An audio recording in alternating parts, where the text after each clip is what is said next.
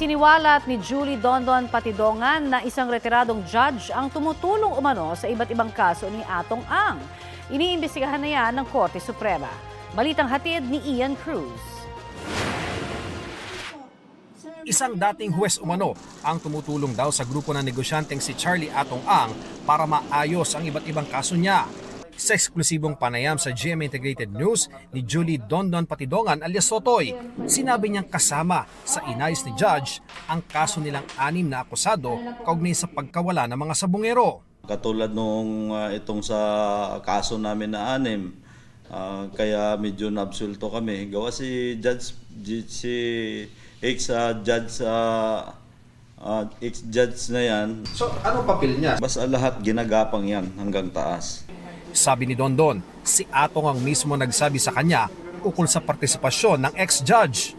Kaya naman nalalaman ko kasi nung nagtatago ako o nasa bahay na ako sa Mindanao, tinatawag niya sa akin yan. Magsabi niya, Dondon, magpasalamat ka kay ex-judge kasi siya naayos ng ano natin. Galing siya sa, minsan kasi nasa Japan yan sila.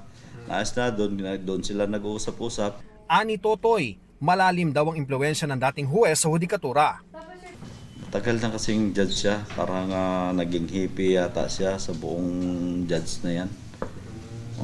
So kahit sa panig ng bansa siya? Yes. Sabi ni Justice Secretary Boying Rimulya, iniimbestigahan na ng Korte Suprema ang mga umano'y tiwaling huwes na maaaring kasabwat sa missing sabungero. Information pa lang yan. I gave them something to. Basta I gave them something that they're trying to digest now. But there's more coming. There's more coming. Meron pa kami.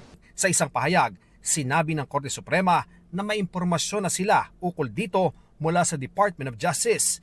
Sineseryoso raw ng kataas-taasang hukuman ang mga ganitong impormasyon kaya may investigasyon sila.